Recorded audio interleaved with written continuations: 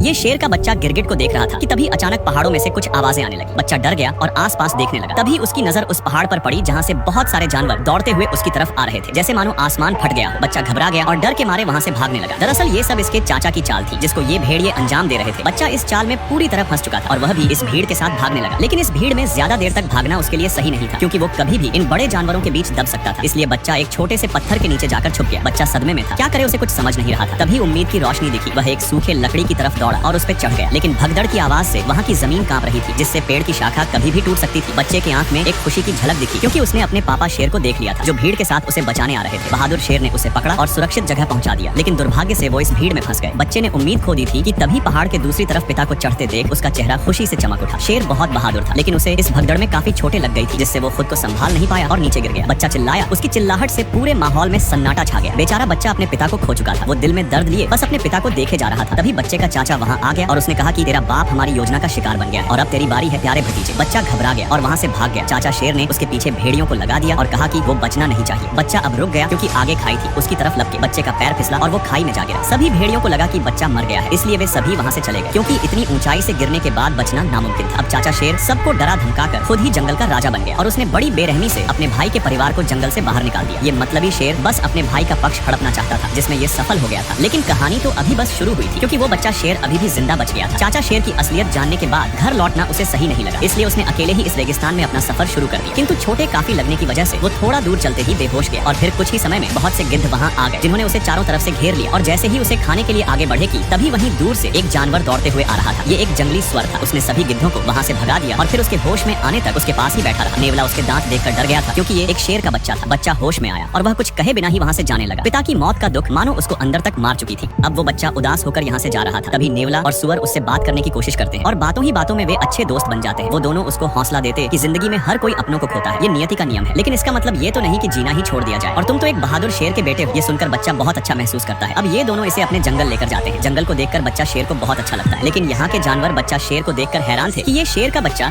इनके जंगल में कहाँ से आया, क्योंकि इनका मानना था कि शेर कभी भी इनके हितैषी नहीं हो सकते। लेकिन नेवला और सुअर ने किसी की बात नहीं मानी और कुछ समय बाद सब लोग साथ में मिलकर रहने लगे। ऐसे ही साथ में रहते रहते कुछ साल बीत गए। अब वो बच्चा बड़ा हो चुका था, जिसको सब सिम्बा के नाम से जानते थे, जो बिल्कुल अपने पिता की तरह ही दिखता था। इधर चाचा शेर ने जंगल में टहलका मचा रखा था। वह अपनी भूख मिटाने के लिए निर्दोष जानवरों की हत्या करता। समय के साथ इसका लालच और भी ज्यादा बढ़ गया था। इसके राज्य में किसी को भी खाना नसीब नहीं होता था, क्योंकि ये अपने सिवा किसी को शिकार नहीं करने देता था, जिससे सिम्बा के परिवार वाले हमेशा भूखे रह जाते थे। लेकिन फिर भी सिम्बा के परिवार वाले बहुत बेबस थे। वे कुछ नहीं कर सकते थे, क्योंकि उनके चारों तरफ चाचा शेर का दबदबा था। और सिम्बा की माँ भी बहुत बहादुर थी। वह बोलती है कि हम अपने गौरव भूमि को ऐसे नहीं छोड़ सकते और न ही हम ऐसे भूखे मर सकते। हमें कुछ न तो कुछ करना चाहिए। सभी उसकी बातों में हामी भरने लगते हैं कि तभी दूसरी शेरनी कहती है, लेकिन उस शेर के खिलाफ जाएगा कौन? इसमें इतनी हिम्मत है। तभी वहाँ भेड़िया आ जाता है और सिम्बा की माँ को अपने साथ लेकर जाता है। सब डरे थे कि अब क्या होने वाला है। सिम्बा की माँ शेर के पास जाती है तो शेर ने कहा कि मुझे पता है तुम लोग क्या योजना बना रहे थे, लेकिन तुम्हारी कोई भी योजना काम नहीं करेगी। सिम्बा की माँ ने कहा, आखिर कब तक तुम ऐसे निर्दोष जानवर की हत्या करोगे? बंद करो ये सब। तभी शेर कहता है कि शिकार करना हमारा फितरत है, अगर हम शिकार नहीं करेंगे तो हम खाएंगे क्या? तो सिम्बा की माँ बोलती है, लेकिन तुम गलत तरीके से कर रहे हो, ये सब गलत है। तो गुस्से में आकर शेर आदेश देता है कि ये बचा कुचा शिकार भेड़िया खाएंगे और तुम्हारा परिवार आज भी भूखा मरेगा, और फिर वहाँ से चले जाता है। इधर सिम्बा पूरी तरह से जंगल में घुल मिल गया था। वह अपने परिवार को भूल ही चुका था, लेकिन रात के घने अंधेरे में वह तारों की तरफ देखते हुए अपने पिता को जरूर याद करता और उदास हो जाता, क्योंकि पिता के मौत का दोषी वो खुद को मानता था। उसी समय उसका एक बाल टूटकर पानी में गिर जाता है, जिसे घास समझकर एक चिड़िया उठाकर अपने घोंसले में ले आती है और दूसरी चिड़िया उससे फेंक देती है, क्योंकि वह जानती थी कि ये घास नहीं एक जानवर का बाल है। अब बाल उड़कर जमीन पर जा गिरता है। तभी उस बाल को उठाकर एक